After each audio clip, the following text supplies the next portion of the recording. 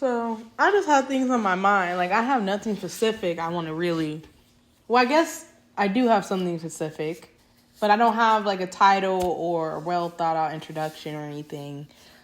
This is just me being raw in my thoughts and open, and I want to express. And it's like, I guess the title can be, finding purpose in life. Through in spirituality, philosophy, psychology.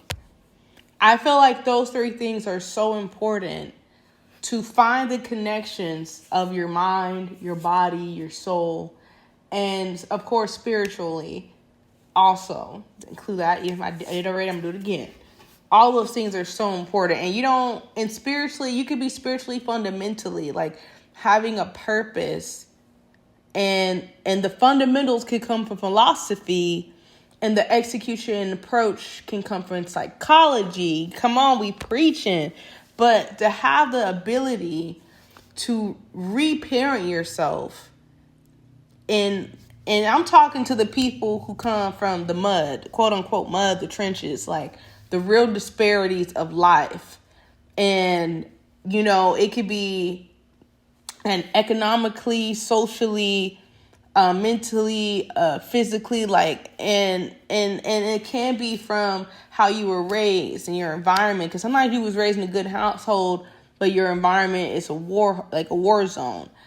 Sometimes, you can have money in your household, but emotional and mental support wasn't there, and your needs wasn't there. You were neglected and abandoned, even if you have things. I relate to that. So, and on top of that, like when you're someone that may have grew up in a family where you started off somewhere and your family is evolving, but these core problems and toxic traits don't move. Like you can have a family that comes from a poor, that becomes high middle class, and that changes. But the mental, emotional, and physical abuse and the neglect and the abandonment never changes. And that's so fucking hard. That's something that takes a lot of practice, a lot of discipline, a lot of rituals. It takes a lot to heal. Healing, everybody likes to use this word like it's a soft word, like it's an easy word. Like, oh, you need to heal. Girl, you don't know what girl, boy, you don't know what you saying when you telling me I need to heal. You don't know what that actually means. That's meaning of all the trauma and the disparities and the discrimination and all the woes of being a WOC.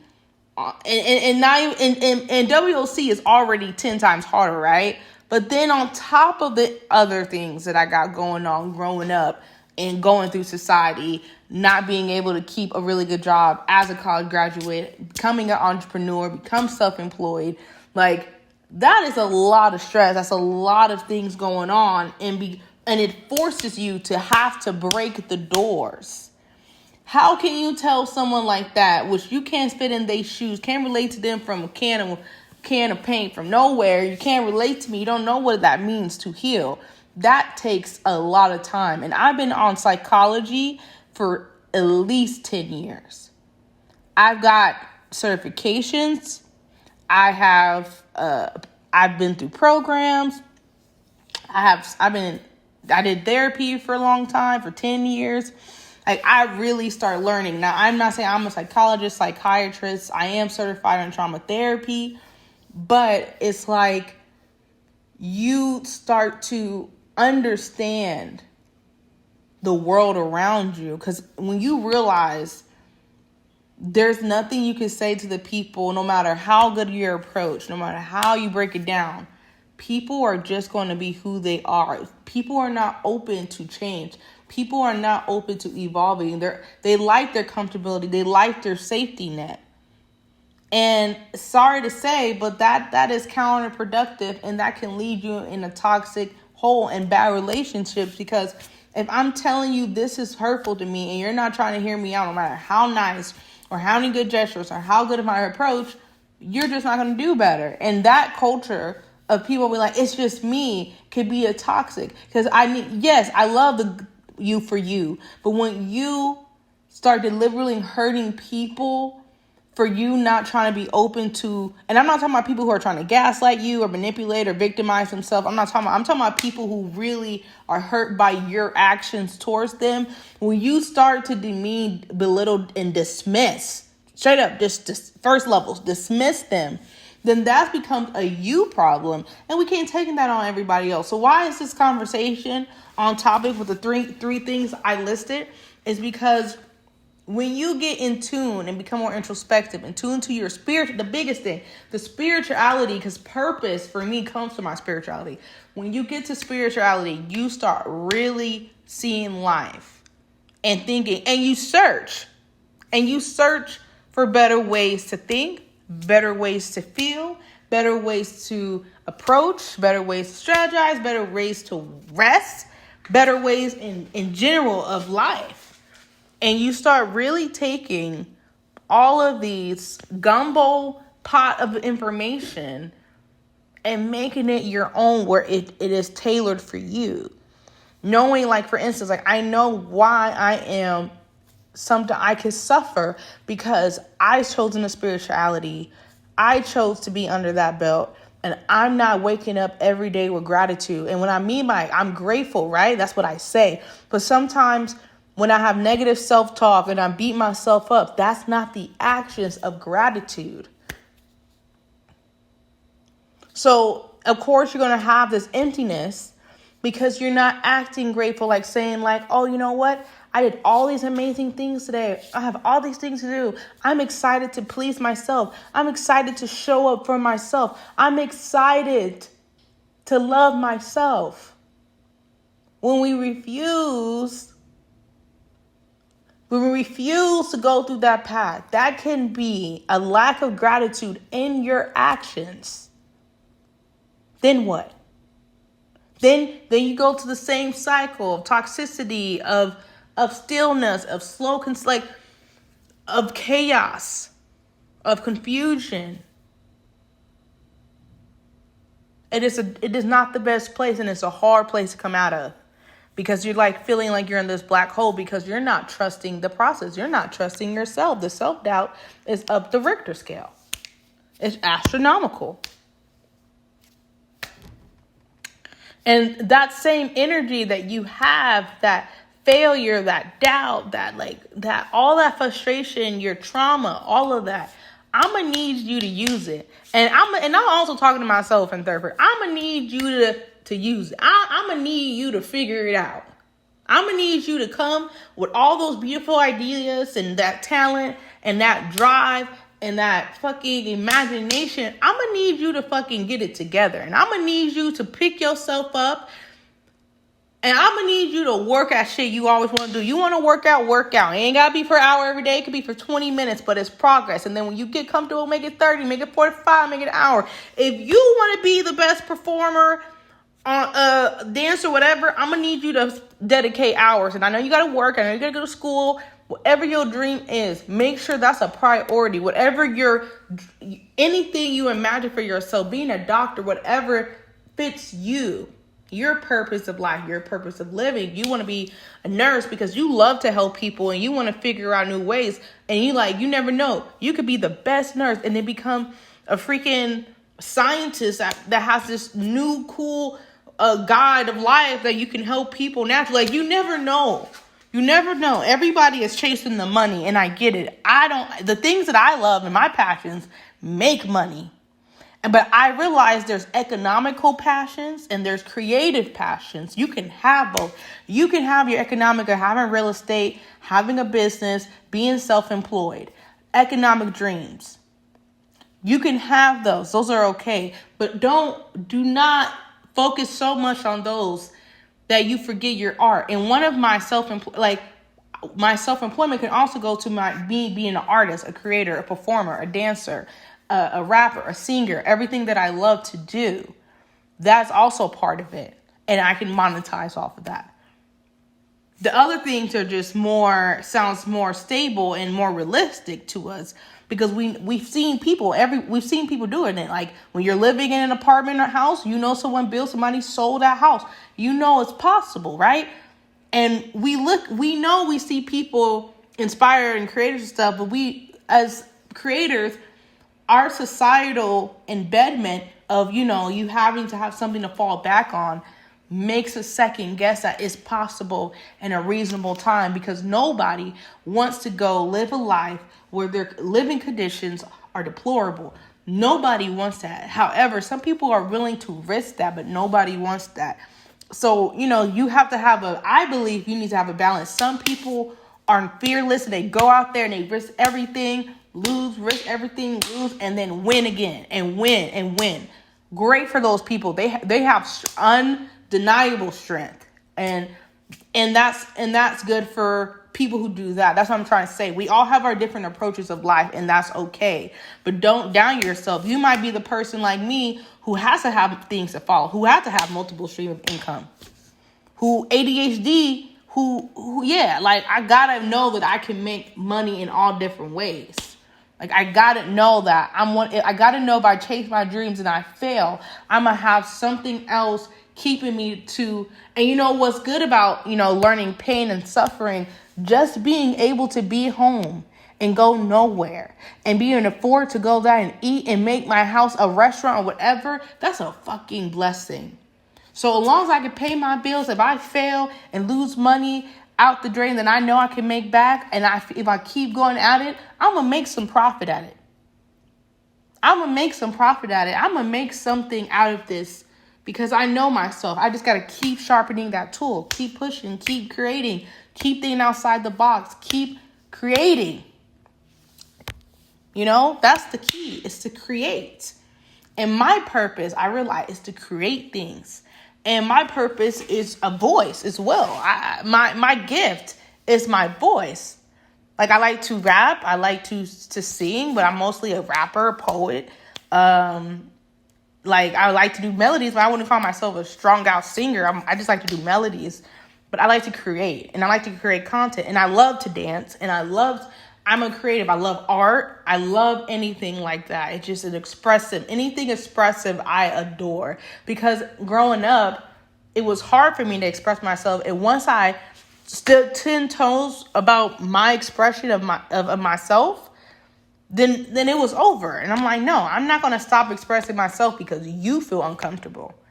And because I know I'm not hurting you. If I express you in negative communication, belittling, like all those negative things to people and gaslight, that's wrong. But I'm saying, if I'm expressing myself and being myself and hurting nobody and just being me, and that bothers you, that's your problem. And sometimes we want to fix it. We want to be likable, right? And I understand we don't want people to hate us, but you get to a point where you just be okay who you are. And I'm saying, as a person who's strong, who doesn't always blend in, who, even when they try to be chameleon, it doesn't work. You know what I mean? Someone who intimidates men, who intimidates people, and it's like not on purpose, but I'm very passionate, very strong. You can feel it in my diaphragm. Like, I think a lot before I say things when it comes to certain things, when it comes to society, the government, the world, the spiritual world, philosophy, psychology, science, history, anything that I feel like it has to do with human connections and the earth and the galaxy and anything that, like, all those things I feel like is very important, because we're living off our history. We're living off this earth. We're living off this. We should want to learn more. And that's how I feel. So just being that person, I could come off as very woo to people I meet, especially if I'm dating. My close friends can take that. They love me for who I am. They love that about me. My family, not so much. But I found my tribe. My therapist said, you will find your tribe. And I find my tribe. I find people who can deal with it. And if you can't deal with it, then bye. Like, no issue, but I don't want to, bother you, and you're definitely not bothering me. So sayonara. It's okay to be you.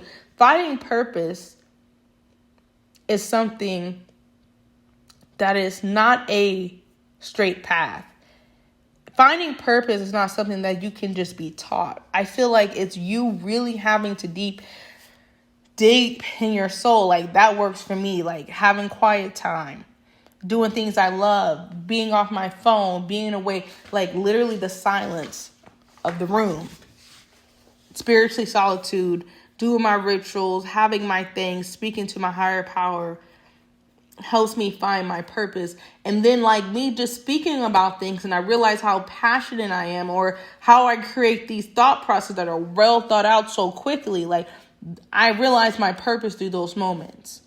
And I realize, I have a voice. I have a strong voice. It's not the best voice. It's not the perfect voice. I might not be on all the waves yet where people can hear me and see me, but that's the thing. That's what I was made for, somebody to hear and see me.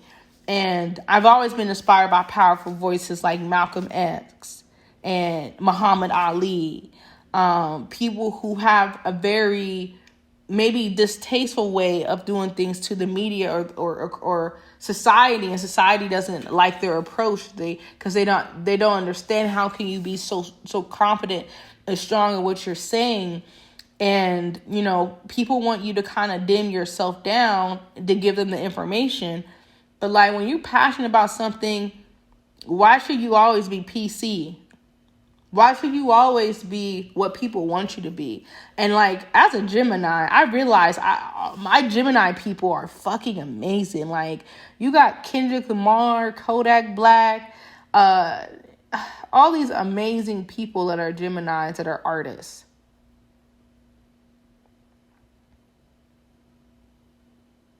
Kanye, like, there's a lot of amazing people who are Geminis, even though amazing creating. I don't know about them personally, but amazing at creating art, like creating things that are just beautiful and complex and trauma inflicted and all these complexities of life. And that comes from, maybe connectivity of, who we are as person when we born. We don't know if that's all true, but like, it's beautiful to see those things and inspired by people who have a voice and they use their voice in the best way. Like I didn't start liking Kodak Black until a few years ago, and his music has been super. Even like this is what made me want to make this recording, because I was watching this video and I started, seeing how important things were, and it just inflicted some inspiration and ignited some inspiration. And I was listening to him, like he was slurring and he was kind of messed up on the interview, but when he started doing his old freestyle based on the topic they asked him about,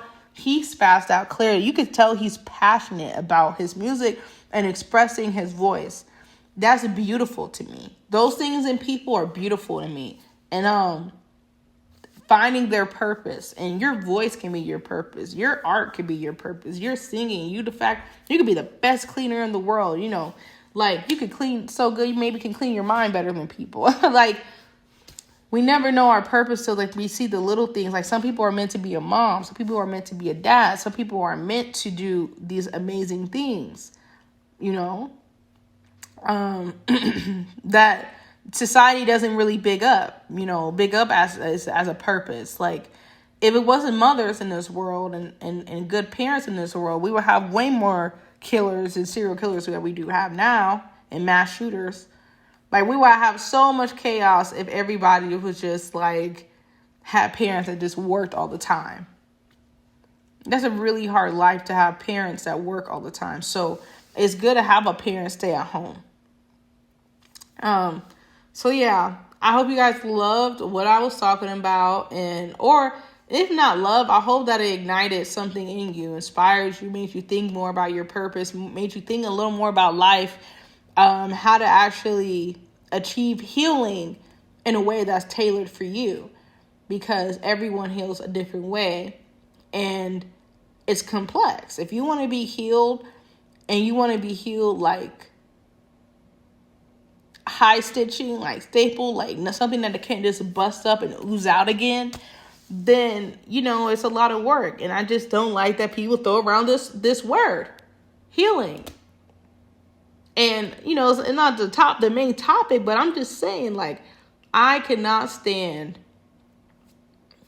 when people just use, they need to find healing, when they have no clue what that means. Like, I feel like the true healing is when you live like a monk. I feel like if you can live like a monk and utilize those, like, maybe not forever, but, like, go through those rituals and utilize the majority of your life as like a main driver in life to get you going, I feel like having those principles and fundamentals and those practices are vital to having long-term permanent healing. That's the thing. We need permanent healing, because this is why the word is tricky, because people just say things and it could be deciphered without deeper thought. Because you can heal, and if it's something like literally, I don't know, you can heal a wound, right? But if you have a body deficiency, which is like, say for instance, trauma, something that's deep internal, you can heal, and that thing will flare up and bust up again and close and then heal for a time, and then something traumatic and bust. Yo, that's what I'm saying. You can't just heal. No, it's extensive. It's a whole life change. It's a mindset. It's a cleanse. It's a spiritual. It's an emotional. It's a mental cleanse. Reset, rescripting, reframing your brain. It's not that simple. Just heal. Like, they just need some healing. You go to therapy and you do a little bit of the work and stuff. That's cool and all. But if you can't stay in a room with your thoughts for hours and meditate, then yeah. Anyway, I'm out.